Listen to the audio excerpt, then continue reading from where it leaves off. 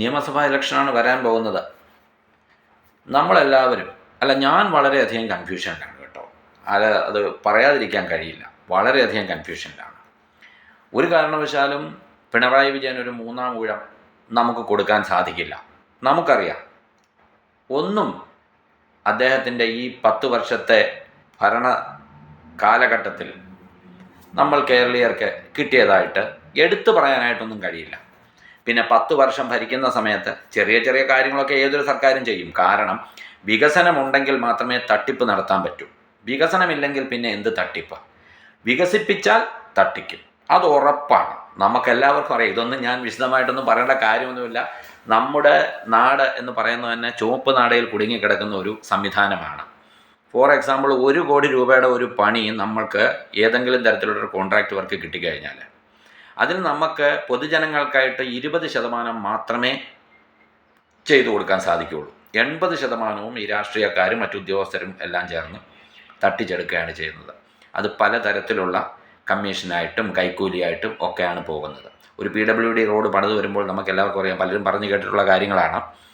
ഒരുപാട് അഴിമതി കേസുകളും ഇതുമൊക്കെ നമുക്കറിയാം. കോടതിയിൽ എന്തെല്ലാം കിടക്കുന്നുണ്ട്. അപ്പോൾ നമ്മൾ ചിന്തിക്കേണ്ട ഒരു കാര്യം, ഇവരെന്തൊക്കെ അഴിമതി ചെയ്താലും ശരി, കുറച്ചെങ്കിലുമൊക്കെ വികസനം നമ്മുടെ നാട്ടിൽ നടക്കണം. അതാണ് നമുക്ക് വേണ്ടത്. അപ്പം അങ്ങനെയുള്ള ആൾക്കാരെ മാത്രമാണ് നമ്മൾ ജയിപ്പിച്ചു വിടേണ്ടത്.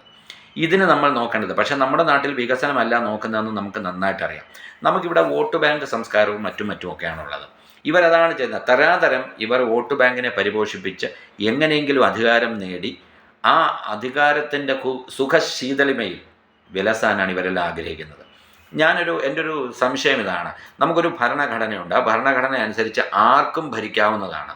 ഈ 70ഉം 75ഉം വയസ്സ് കഴിഞ്ഞിട്ട് ഇനിയിപ്പോൾ അങ്ങോട്ടേക്കെന്നും പറഞ്ഞ് നിൽക്കുന്ന ഇവരെയൊക്കെ ജയിപ്പിക്കേണ്ട ആവശ്യം നമുക്കുണ്ടോ? നമ്മൾ ചെറുപ്പക്കാരെയല്ലേ ജയിപ്പിക്കേണ്ടത്? നമുക്കൊരു മനുഷ്യനെ അറിയാം. കേരളം വലിയ ആരോഗ്യത്തിൽ വലിയ വലിയ വലിയ കുതിച്ച് ചാടിയെന്നാണ് പറയുന്നത്. ആ ചാട്ടത്തിൽ വീണ് കാലൊടിഞ്ഞു കഴിഞ്ഞാൽ ഉടൻ തന്നെ അമേരിക്കയിലേക്കാണ് പോകുന്നത്. അമേരിക്കയിൽ പോയി ട്രീറ്റ്മെൻറ്റ് എടുക്കുക. ഇത്രയും വലിയ ആരോഗ്യരംഗം പരിപോഷിച്ച് കിടക്കുകയാണെങ്കിൽ ഇവിടെ ട്രീറ്റ്മെൻറ്റ് ചെയ്താൽ പോരെ? ചെയ്യത്തില്ല. അതിന് അമേരിക്കയിൽ പോകണം.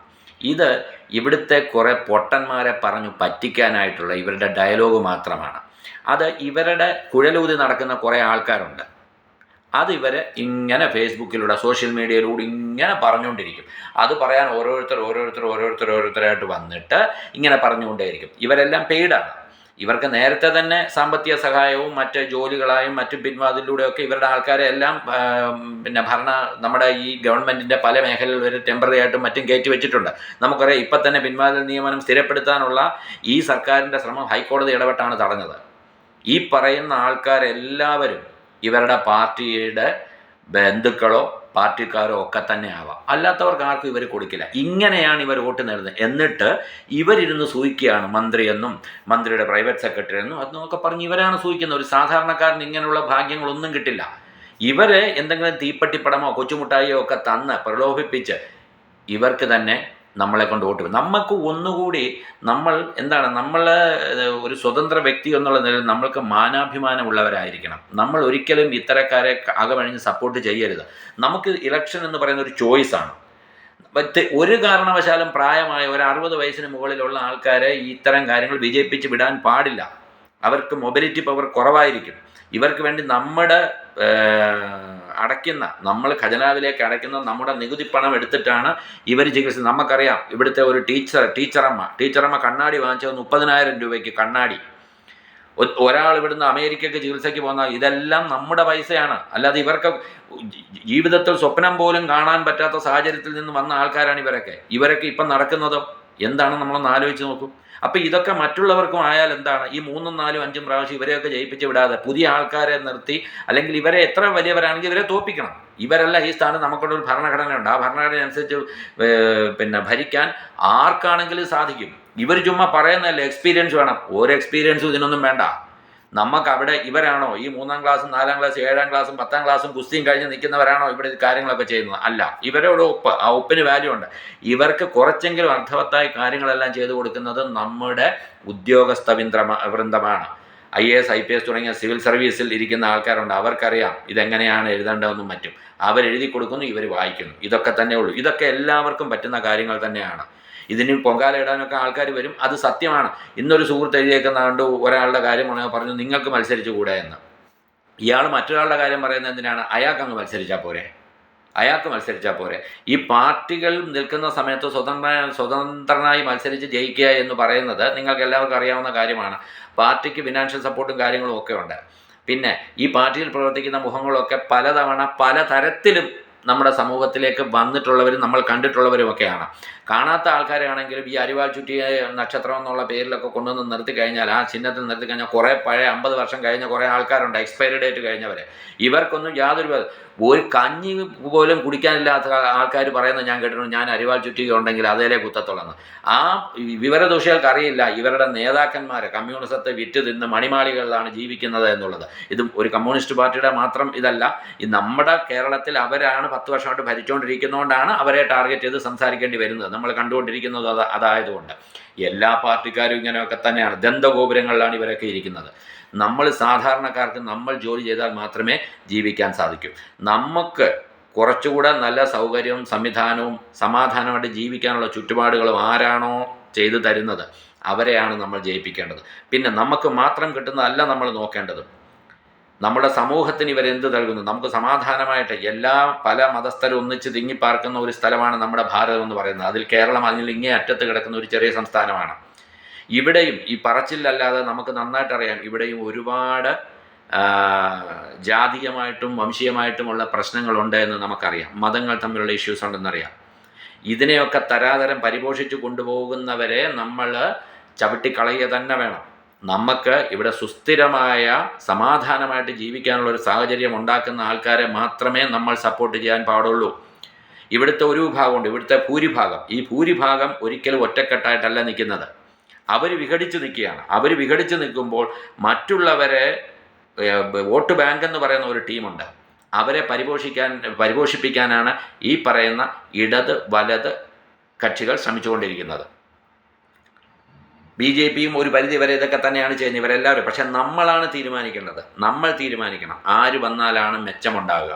അല്ലാതെ കൊടിയുടെ കളറോ നമുക്കിത് കിട്ടി, എനിക്കൊരു കിറ്റ് കിട്ടി, അല്ലെങ്കിൽ എനിക്ക് അവിടെ പിൻവാതിലൂടെ എനിക്ക് നിയമനം കിട്ടി, ഇതൊക്കെ നോക്കിയല്ല നമ്മളൊരു ഗവൺമെൻറ്റിനെ തിരഞ്ഞെടുക്കേണ്ടത്. നമുക്ക് മാത്രമല്ല, നമ്മുടെ ഭാവി തലമുറയ്ക്കും വേണ്ടിയിട്ട് കൂടിയാണ് ഇത്. നമുക്കറിയാവുന്നതാണ് പല കാര്യങ്ങളിലും ഈ ഗവൺമെൻറ് എടുത്തിരിക്കുന്ന പല നടപടികളും, ഈ പല തീരുമാനങ്ങളും ഇവരുടേത് പൊതുജന താല്പര്യാർത്ഥമുള്ളതല്ല. ഇവരുടെ എല്ലാ നേതാക്കന്മാരും വന്ന് ചർച്ചകളിൽ പറയുന്നുള്ളൂ ജനങ്ങൾ ജനങ്ങൾ ജനങ്ങൾ. ഇവർ ജനങ്ങൾ എന്ന് ഉദ്ദേശിക്കുന്നത് എന്താണ്?